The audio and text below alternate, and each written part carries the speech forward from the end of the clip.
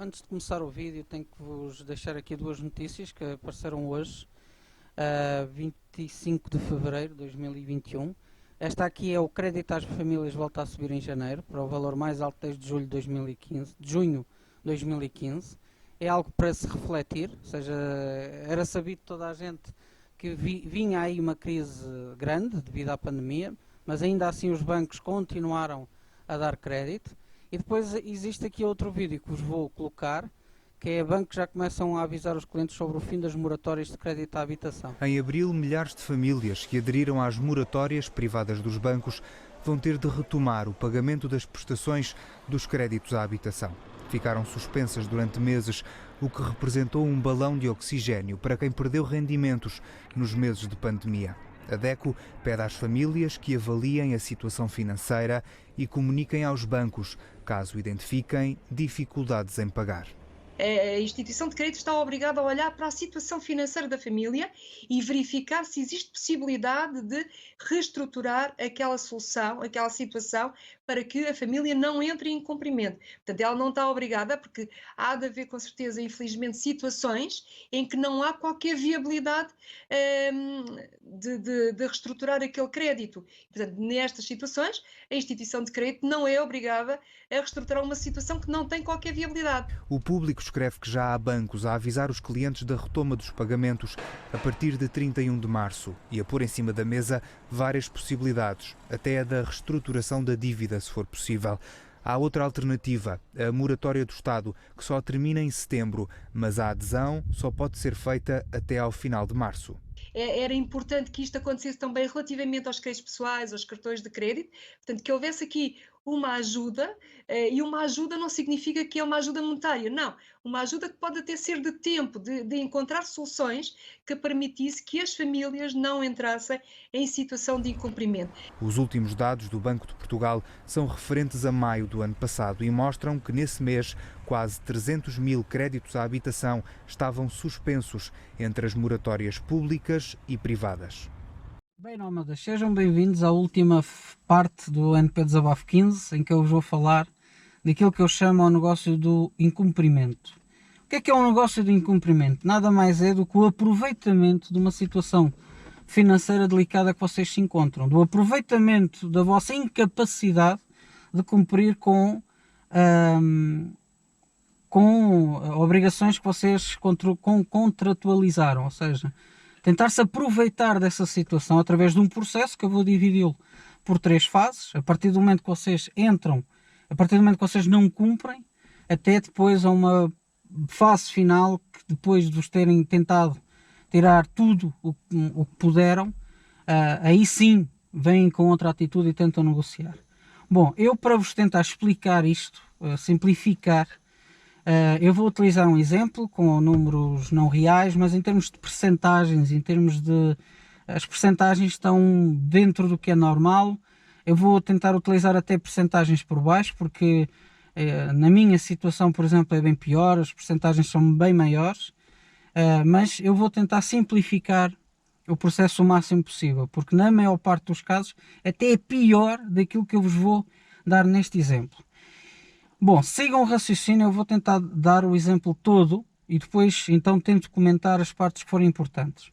Então é isto, vocês vão pedir 1000 euros, esses 1000 euros passam a 1200, começam a pagar, param de pagar aos 900 euros. A partir desse momento vocês entram na primeira fase, que eu chamo de extorsão voluntária. Ou seja, é-vos proposto uma série de renegociações, de negociações, de taxas, de pagamentos mínimos, que o único intuito é vos tirar dinheiro. Digamos assim, alimentar a situação em que vocês estão a pagar e aquilo que estão a pagar não é dívida. É taxas, é comissões, é tudo. É por isso que eu digo que existe um aproveitamento. Porquê? Porque eles sabem que vocês não conseguem pagar aquela renda e então tentam-vos muitas vezes coagir, ligando para os vossos empregos, através de outras manobras de coação. Para quê? Para que vocês cheguem a um ponto, olha, não me chateiem e eu pago este mínimo. Mas este mínimo, por exemplo, vou-vos dar um exemplo, em 50 euros, aquilo que vocês amortizam em dívida é 10 euros. E 40 em taxas, em comissões, em tudo. Ou seja, e obviamente que a entidade credora e não só é, é, é benéfico esta situação, e quanto mais esta situação durar, melhor. Porque vocês, reparem, 10 euros de 50. Vocês, quando pagarem a vossa dívida, que é aquele mínimo, vocês já pagaram 5 dívidas. Não é? E já é através destes valores que já começa a haver, digamos assim, um roubo. Eu considero isto um roubo, eu considero isto uma extorsão. Porque não é justo. Eles sabem que a pessoa está numa situação delicada. Não é? E então tentam-se aproveitar. E muitas vezes coagem a pessoa, telefonando, difamando as pessoas, indo aos locais, dizendo que as pessoas devem. Não é? E tudo isto passa em como. Porquê? Porque eles querem que a pessoa comece a pagar, comece a ser extorquida voluntariamente. Ora, quando finalmente não é mais possível extorquir este dinheiro, tirar este dinheiro às pessoas, e atenção que a dívida mantém-se igual, porque como vocês viram, foi 10 euros de 50, a dívida não vai alterar nada. Não é? É feita a rescisão de contrato. Bom, retomando então os valores, vocês têm os 1000, pararam de pagar aos 900. Neste exemplo, vocês não pagam mais nada e então é-vos rescindido o contrato. O que é que sucede? Quando vos é rescindido o contrato, o valor aumenta sempre. Eles metem sempre aí taxas, comissões, tudo. Ou seja, vocês tinham parado nos 900 euros, certo? Mas normalmente o custo do crédito, atenção, que foi 1200. A rescisão do contrato vem para pagar 1100 euros. Eles aumentaram 200 euros. Estes 200 euros têm que ser somados ao custo total que aqueles 1000 euros vos está a ter. Ou seja, 1200 euros, isto é confuso, mas é feito de propósito. 1200 euros passa a 1400 de custo total. E fica por pagar 1100. Ora, isto vai bater certo. Vocês pagaram quanto? Até pararem? 300. 1400 menos 300, 1100. Como estão a ver, os números estão a bater certo. Nós depois entramos na segunda fase, ou seja, esta primeira fase vê-se o que é que se consegue extorquir da pessoa voluntariamente, por meio de coação, etc. Depois nós entramos na segunda fase, que é extorquir a pessoa, tirar da pessoa o pouco que ela tem, por meio forçado, por meio da força da lei. Utilizar os mecanismos do Estado para tirar, para roubar aquela pessoa.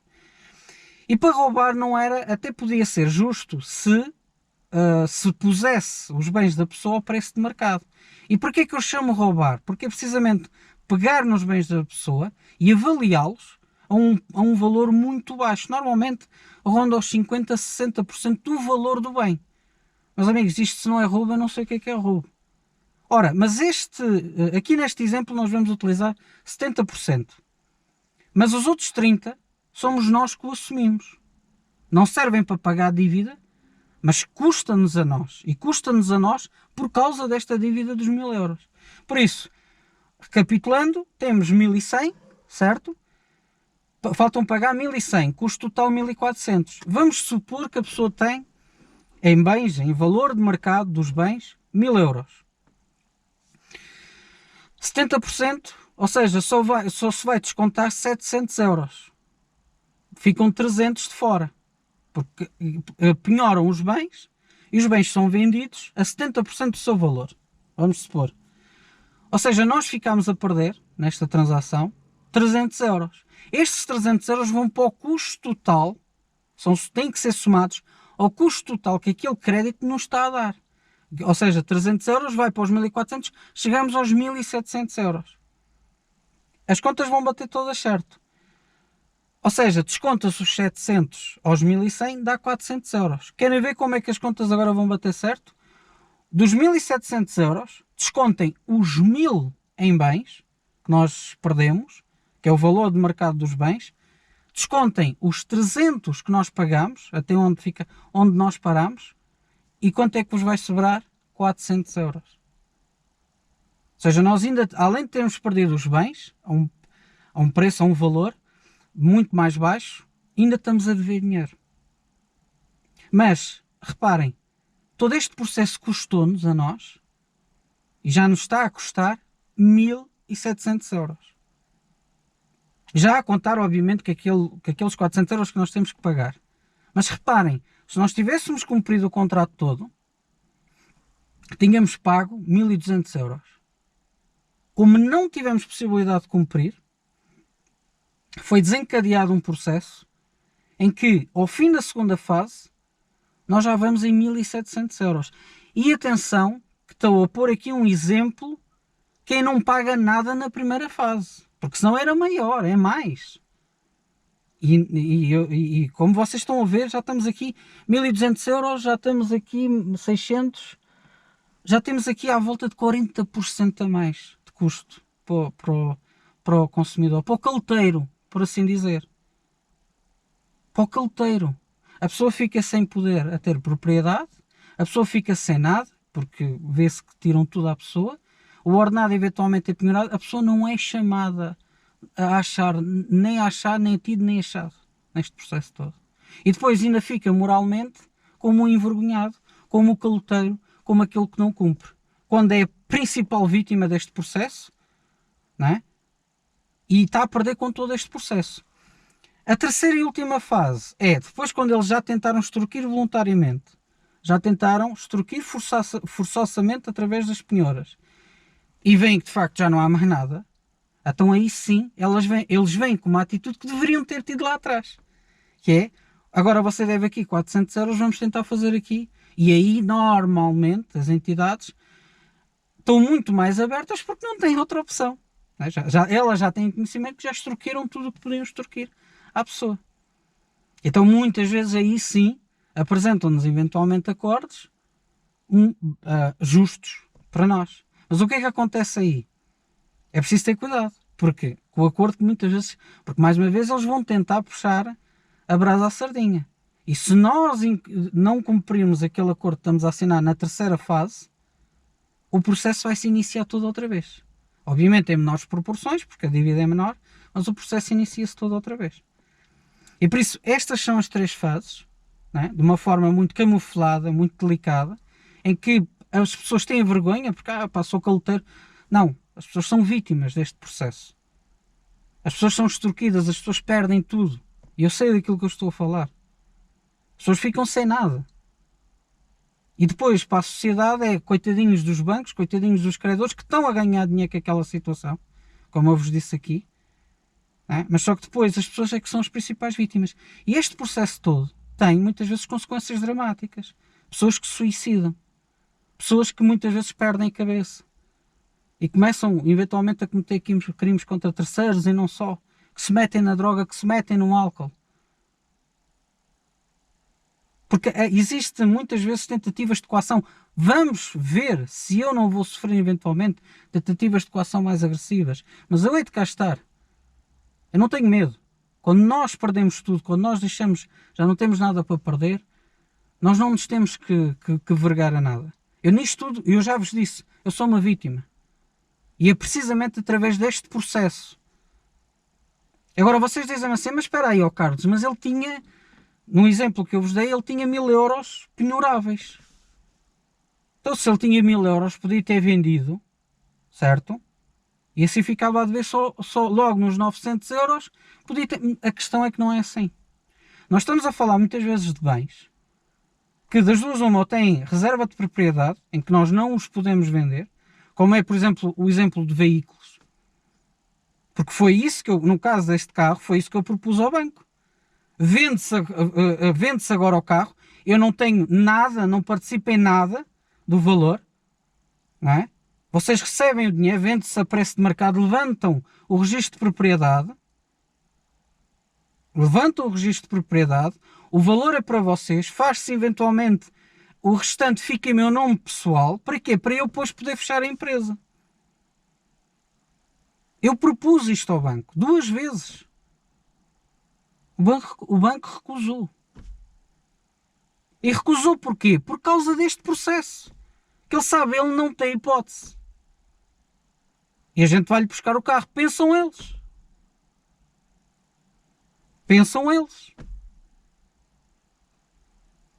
Porque eu não sou palhaço. Com todo o respeito aos palhaços que são. Muitos deles são excelentes pessoas e são excelentes profissionais. Mas já me tiraram tudo o que me tinham a tirar. E eu tive uma atitude proativa de tentar, porque não me interessa, obviamente, ter o veículo, até porque a empresa está completamente bloqueada, porque eu não a consigo fechar.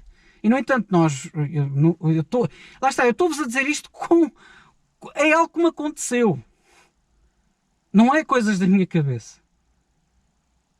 E então, voltando um pouco atrás para a gente não se perder, muitas vezes são coisas que vocês não podem vender. É um carro que vocês precisam para o vosso dia-a-dia.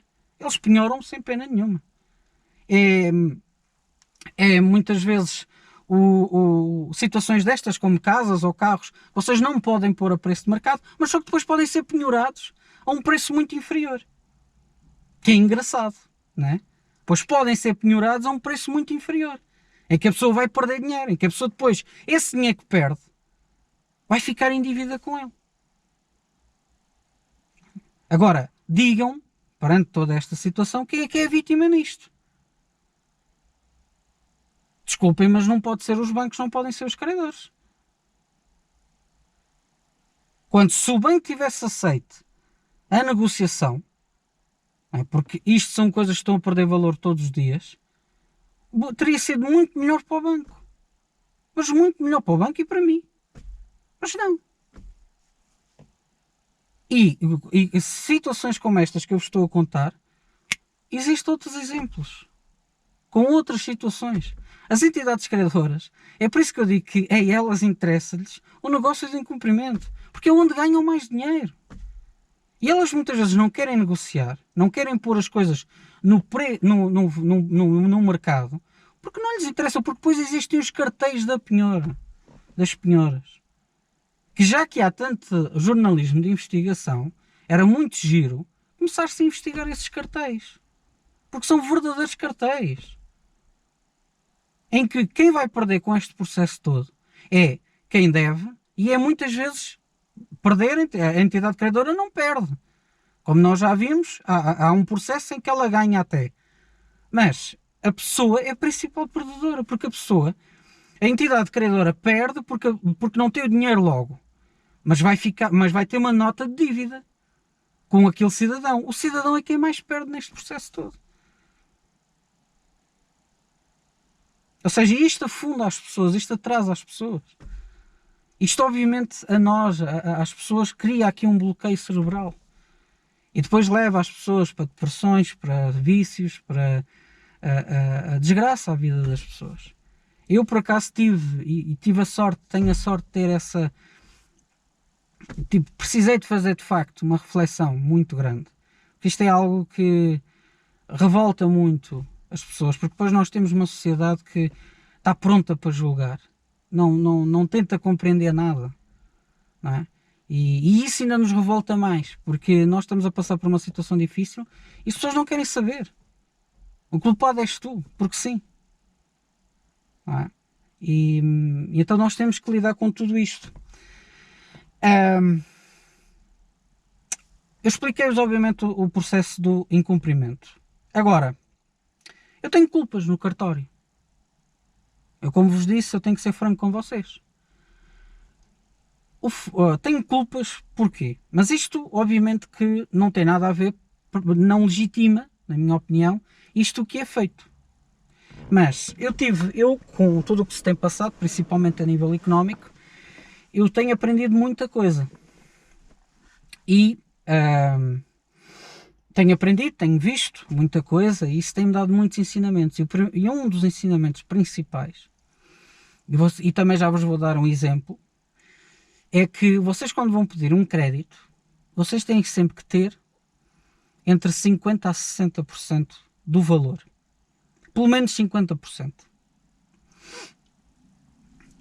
De tudo. Exceto casas. Porquê? Imaginem que vocês querem comprar uma máquina de 200 euros. Uma máquina de lavar roupa. Vou dar este exemplo. Juntem 100. Peçam só 100 euros. Mas eu preciso... Lavem à mão. Juntem os 100 euros. Se alguma coisa der para o torto, no caso de uma máquina de lavar, e não só, vocês conseguem vender a máquina por 110 euros, porque a máquina está praticamente nova, e conseguem pagar a dívida, e conseguem evitar este processo. O facto de vocês darem parte do montante impede com que vocês depois tenham medidas, porque como vocês já viram, depois ficam completamente bloqueados, não têm hipótese. E isto digamos assim, é um processo. Vos quer extorquir à força toda. Vocês não têm hipótese. Não têm. Então, se entrarem com perdem dinheiro, perdem. Mas ao menos não entram neste processo. Mas e os carros? Os carros têm o registro de propriedade. Então vou-vos dar o exemplo de um carro de 25 mil euros. Metade de 25 mil é 12 mil euros e meio, certo? Então façam estas contas comigo. Dão 12 mil euros de entrada para o carro. Ficam a pagar só os 12, ficam em dívida 12 mil euros e meio. Imagina que dali a algum tempo não conseguem pagar o carro. Ou têm algum problema. Em primeiro lugar vai-vos gerar logo uma prestação muito mais baixa. Mas imaginem que não conseguem pagar o carro. Fazem um acordo com alguém. Por exemplo, um carro de 25 mil, se calhar, abaixo de mercado, vale 17, 16 mil euros. Vocês fazem esse acordo com alguém. Essa pessoa, obviamente que isto depois tem que ser tudo contratualizado. Essa pessoa dá-vos o dinheiro, paga-vos o crédito, não tem que vos dar todo, como é óbvio. Paga-vos o crédito, o banco levanta o registro de propriedade e vocês passam o carro para o nome da pessoa e a pessoa dá-vos o restante. Vocês assim não entram neste processo que eu vos acabei de explicar. Em que vão perder muito dinheiro, em que vos vai afetar a vida. Eu com isto não estou a defender o processo. Não deve ser assim as coisas. As pessoas devem perder, as pessoas devem ter um nome sujo. Concordo perfeitamente. Mas isto é este raso ao desumano. Porque isto afeta as pessoas de uma forma psicológica muito grande. Nem se fala disso. Não se fala porque há muita gente a ganhar com isto. Muita gente. E depois muita gente pergunta assim, eu já sabia que este assunto ia demorar muito tempo, já vem 20 minutos. Muita gente pergunta assim: o preço das casas não baixa. Tem a ver com isto que eu vos acabei de explicar? Tem a ver? Tem. Vocês sabem que o ano passado, li essa notícia há pouco tempo, foi um dos anos onde houve bastante crédito à habitação. Irónico, não é? Mas o que se passa é isto, é os tais cartéis das penhoras. O que é que acontece? Eles querem endividar as pessoas para depois irem buscar carros, imóveis, a valor a baixo preço. E depois, porquê? Porque as pessoas não podem pôr esses imóveis à venda. Não podem. Porque o imóvel tem uma hipoteca, tem um registro de propriedade. E então isso é penhorado e depois é colocado à venda em círculos restritos, que é os tais cartéis de penhoras, em que compram a preço de banana, em que a pessoa muitas vezes continua endividada, como vos expliquei aqui, perde as coisas e continua endividada, e depois vão vender ao preço de mercado. Mais um excelente negócio. Mais um excelente... Mas quem é que pagou? Esse ganho que essa gente vai ter, quem é que pagou? Lá atrás, foi aqueles 300 euros dos 1000. É por isso que eu somei aqueles 300 euros ao custo total. Porque não... Eu às vezes vejo na internet anúncios assim: tal, trabalho e ganho dinheiro. Meus amigos, o dinheiro se entra num sítio tem que sair de outro. Pensem sempre assim. E esta mentalidade, quem me deu é toda esta experiência. Não há milagres. Se eu, para receber 10 euros, alguém teve que perder 10 euros. Perder, entre aspas. Perder 10 euros. Não há milagres. E é por isso que existe muitas falcatruas, é por isso que existe muitos esquemas. Porque é literalmente perder dinheiro. Eles enganam as pessoas a perder dinheiro. As pessoas não estão a comprar nada. As pessoas estão a ser enganadas. E por isso vocês têm muitas vezes, quando vos apresentam isto, já sair um pouco, mas deixo aqui um alerta. Quando vos apresentam, e isto pode-se publicitar nas redes sociais que eu vejo, no Facebook, patrocinado, no Facebook, no YouTube, não há problema nenhum. Enganar as pessoas, extorquir as pessoas, anunciar negócios de pirâmide às pessoas, está à vontade. Agora, um palhaço como eu, com todo o respeito mais uma vez aos palhaços, a falar a verdade é que não pode. Vai logo para a lista negra, como vos falei no NP Desabafo anterior. Anterior, o 14. Já que eu estou na lista negra, estão-me a cagar. Olha, até um dia claramente me censurarem os vídeos. Isso não vai acontecer. Enquanto tiver 11 visualizações, isso nunca vai acontecer. Agora, quando começar a ter 500 mil, meu Deus, o que é que ele está a fazer? Ah? E pronto, era isto que eu vos queria falar. Eu tinha que vos falar sobre isto. É uma situação que vai afetar este negócio de incumprimento. Infelizmente vai afetar muita gente. A mim já me está a afetar. E é cá andarmos. Como vos disse, eu tento não me preocupar muito com estas situações. Houve NP desabafos em que eu ainda não estava muito mentalizado para estas situações, então revoltava-me. Quando a gente se mentaliza das situações e as aceita, não é? É muito mais fácil começar a falar delas sem nos revoltarmos. Porquê? Porque as coisas são assim.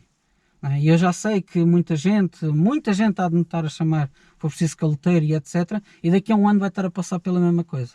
E depois aí talvez se faça luz naquela cabeça. Aquilo que eu espero, e termino este vídeo dizendo isso, espero que essa pessoa, das duas uma, hoje que se calhar me critica, amanhã, quando um dia estiver a passar pelo processo que eu aqui disse, e começar a sentir na pele as consequências financeiras, sociais, psicológicas fundamentalmente, não dê para nenhuma destas opções. A primeira é matar-se e a segunda é cometer uma loucura. Espero que não façam isso.